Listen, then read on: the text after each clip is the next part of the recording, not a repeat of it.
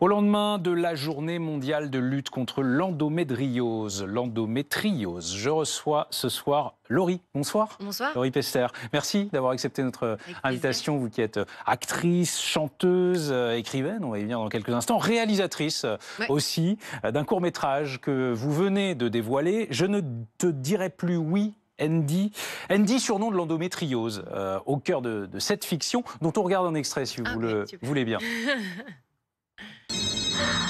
Laisse-moi tranquille. Mais pourquoi moi?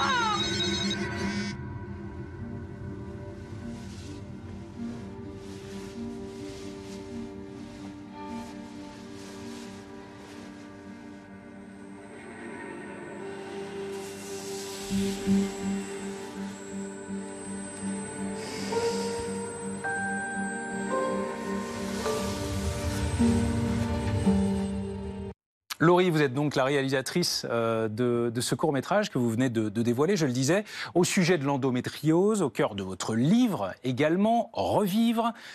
Et pour cause, vous allez nous en parler, l'endométriose au cœur de votre vie tout court, en réalité. Alors, l'endométriose, pour ceux qui ne sauraient pas ce que c'est, comme Dominique Rizet, Oui. il y a quelques instants, J'ai halluciné. c'est une maladie chronique qui se caractérise, vous m'arrêtez si je me trompe, par le développement de tissus semblables à la muqueuse utérine en dehors de l'utérus. C'est L'endométriose, Voilà.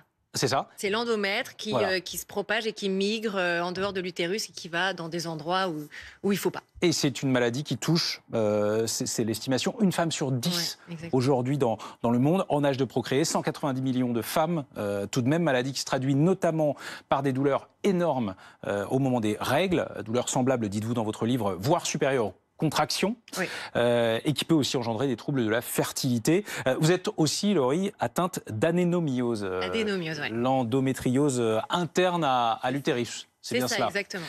Pour espérer vivre normalement, ou pour même revivre, et parce que ces maladies ne se guérissent pas à l'heure actuelle, en tout cas, vous avez pris une décision que vous décrivez dans ce livre comme la plus difficile de votre vie, procéder à une hystérectomie, l'ablation de votre utérus, il y a 3 ans maintenant. Oui, c'est Comment ça. allez-vous aujourd'hui? Je revis, je revis, c'est une autre vie. Je me lève le matin, j'ai pas mal, je passe mes journées, je vais au travail sans me demander si aujourd'hui je vais pas tomber dans les pommes. Je peux jouer avec ma fille tranquillement, je peux courir au parc avec elle, je peux avoir des rapports avec mon homme sans souci. C'est une maladie qui nous pourrit la vie du matin jusqu'au soir en fait. À cause des douleurs, Exactement. en particulier que vous décrivez tout au long de ce livre, Revivre, des douleurs qui ont des conséquences sur votre vie personnelle, sur votre vie sexuelle, sur votre vie professionnelle également, hein, puisque vous racontez dans ce livre de multiples rendez-vous professionnels qui ne se sont pas du tout passés comme vous l'auriez Non. espéré, parce que vous souffriez de ces douleurs pendant le rendez-vous et que vous n'étiez pas tout à fait vous-même. Hein. Ben oui, c'est ça. C'est un peu ça. C'était des rendez-vous avec des réalisateurs pour des rôles.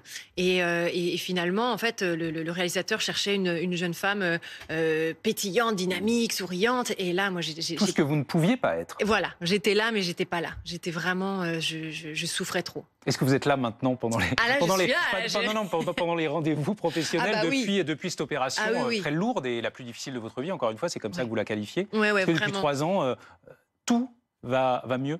Tout va mieux. Tout va vraiment mieux et je ne le regrette pas du tout, même si ça a été vraiment une décision difficile. Je faisais un pas en avant, 2 pas en arrière. À chaque fois, je disais allez, j'y vais et puis je doute, mais je ne regrette pas du tout. Alors, ce que j'aimerais dire aussi, c'est que attention, hein, toutes les femmes atteintes d'endométriose et d'adénomiose ne vont pas forcément passer par une hystérectomie. Mais C'est pas voilà. un remède miracle. Et d'ailleurs, vous-même, en acceptant de prendre cette décision qui vous a été fortement conseillée par le gynécologue chirurgien qui vous suit, professeur Roman, qui est d'ailleurs avec nous, on va le retrouver dans quelques instants, génial. vous n'aviez pas la garantie que cela enlèverait toutes les douleurs, mais au point où vous en étiez, si je puis dire. Il fallait que je prenne le risque, il fallait que je tente en fait, parce que ça pouvait pas être pire de toute façon. Donc avec mon compagnon, on en avait vraiment parlé, on savait qu'on ne voulait plus avoir d'enfants. Donc voilà, entre un utérus qui fait très très mal et sachant qu'on ne veut plus avoir d'enfants et essayer de retrouver une vie à peu près normale, bon bah c'est vrai que le choix a été fait. On va retrouver, puisque j'ai parlé de lui, le professeur Horace Roman. Bonsoir, professeur. Merci d'être avec nous, vous qui suivez, entre autres, Laurie Pester. Est-ce que son témoignage, son vécu, illustre celui de beaucoup d'autres femmes, notamment en France aujourd'hui? Je le disais, à l'échelle mondiale, une femme sur 10 est touchée par l'endométriose. Et donc, certaines d'entre elles en viennent à l'hystérectomie. Bonsoir, messieurs. Bonsoir, Laure. Effectivement, le livre, j'ai eu le privilège de le lire avant tout le monde parce que j'ai écrit la préface. Et honnêtement, j'ai été bouleversé quand j'ai compris tout ce qu'une jeune femme peut vivre, hein, après que je lui propose cette intervention. Donc effectivement, je pense que l'histoire de Laure, elle est vraiment racontée avec beaucoup de détails et scientifiquement très précise, très juste. Je pense que c'est l'histoire de la plupart des jeunes femmes qui vivent avec une endométriose et une adénomiose. Laure, c'est votre vrai c'est mon prénom. Dans votre livre, vous n'avez de cesse de remercier le professeur Roman. Diriez-vous qu'il vous a sauvé la vie?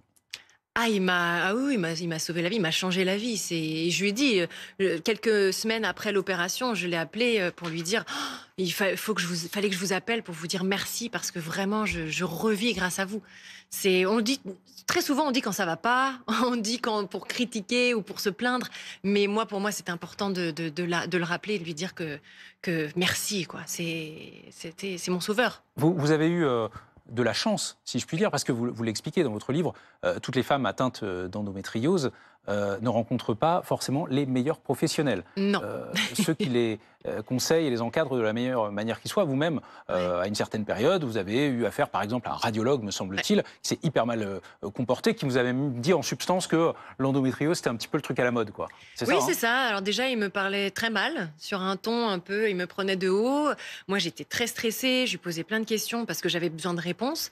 Et lui, il m'envoie un peu balader en me disant, oui, bon, ça va, de toute façon, cette maladie à la mode, oui, vous en avez un petit peu, mais ça va, vous allez pouvoir vivre avec, aucun problème et tout ça. C'est très révélateur. Vous parlez de ce radiologue en particulier, mais enfin, oui. C'est très révélateur de la façon dont, il y a encore peu de temps, parce que ça semble changer, on portait un regard particulier, ou pas d'ailleurs, sur l'endométriose et sur les femmes qui en sont victimes et à qui ça pourrit la vie. Ah oui, c'est ça. Et je pense qu'il y en a encore, malheureusement, des médecins comme ça.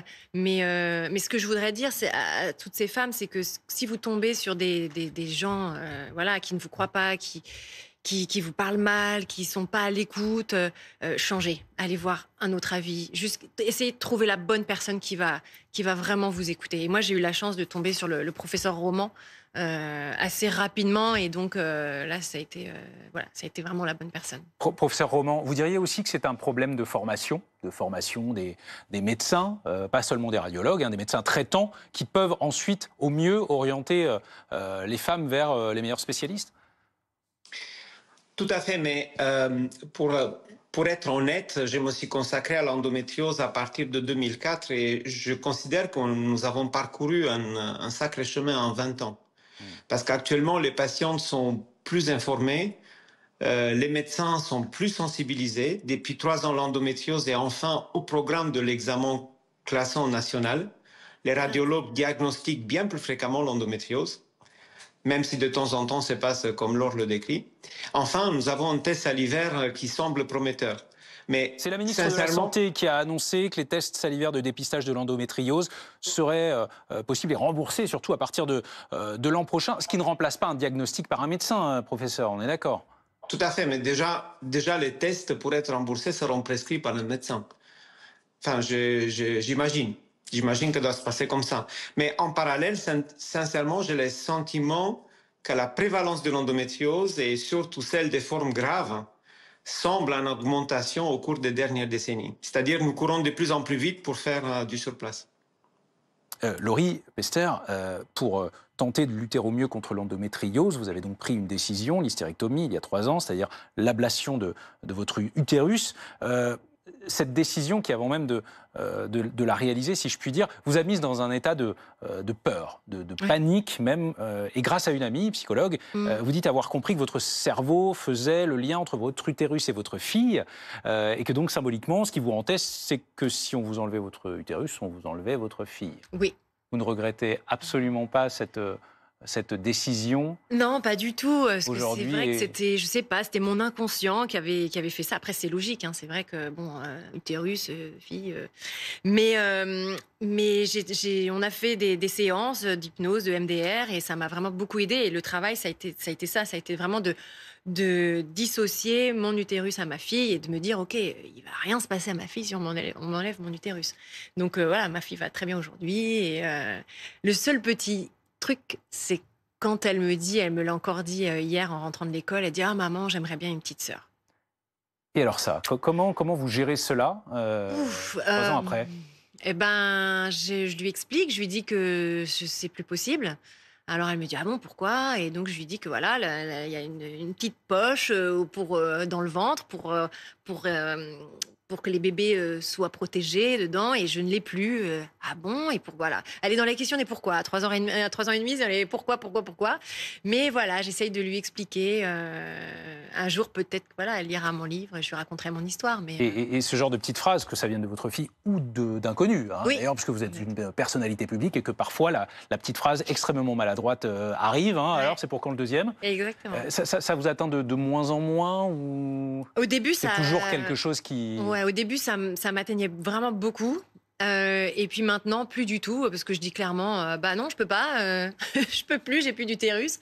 Donc là, c'est la tête des gens qui sont assez, qui est assez rigolote. Qu'est-ce que vous avez envie de dire aux filles, jeunes femmes ou aux femmes qui nous regardent aujourd'hui, notamment celles qui souffrent d'endométriose, au regard de votre parcours, de votre expérience? Qu'il faut pas baisser les bras, faut y croire, faut tout faire pour rencontrer les bonnes personnes, les bons professionnels de santé qui vont nous accompagner dans tout ce parcours. Si elles sont pas en confiance avec quelqu'un, qu'elles n'hésitent pas à changer. Et Il y a des sites qui sont plus fiables que d'autres aujourd'hui. des sites, qu'elles se rapprochent d'associations Oui, aussi. oui, je parlais des sites internet, mais Ouais. bien sûr les associations. Il y a plein d'associations, il y a Endo France, Info Info endométriose. endométriose, voilà. Donc vraiment, aujourd'hui, je pense qu'on peut aussi aller vers ces associations-là pour avoir des questions et des réponses à nos questions. Mais oui, voilà, c'est ce que j'ai envie de dire. J'ai envie de donner de l'espoir, en tout cas, en se disant, voilà, moi, c'est mon parcours, c'est mon chemin, c'est mon histoire. Voilà comment ça se termine. Et aujourd'hui, je suis très heureuse. Donc oui, il peut y avoir des happy end. L'accompagnement des femmes dans leur vie quotidienne, de femmes qui n'est pas celle des hommes. Et d'ailleurs, c'est Enora Malagré, Oui. qui lutte aussi, elle, contre l'endométriose et qui est très investie dans Oui. ce combat, disait si c'était une maladie d'homme, on aurait trouvé le remède depuis bien longtemps. Vous êtes d'accord Je avec pense. cela? Ouais. Dans l'accompagnement des femmes, il y a aussi, c'est arrivé cette semaine, le rejet d'une proposition de loi pour un arrêt menstruel. Comment avez-vous réagi? Très surprise. Je pensais vraiment pas que ça allait être refusé. J'aimerais vraiment beaucoup pouvoir parler avec certaines personnes qui ont voté contre pour qu'elles m'expliquent, parce que je comprends pas en fait. Je ne comprends pas cette décision. Il y a encore du chemin à faire, Ouais. et que peut-être ceux qui votent Mais vraiment, c'est un appel. contre sont peut-être plus des hommes que des femmes. Enfin, Peut-être, mais voilà, c'est pas parce qu'eux sont pas atteints et sont pas touchés qu'il faut pas prendre en compte la maladie et la douleur des autres femmes. C'est une façon pour vous de lancer un appel? Ouais, mais vraiment, s'il y a des personnes qui ont voté contre, appelez-moi, on s'écrit, on se prend un café, et je voudrais vraiment connaître leurs raisons, parce qu'il doit y avoir des raisons. Et puis qu'on en discute, parce que là, c'est étrange, enfin, vraiment.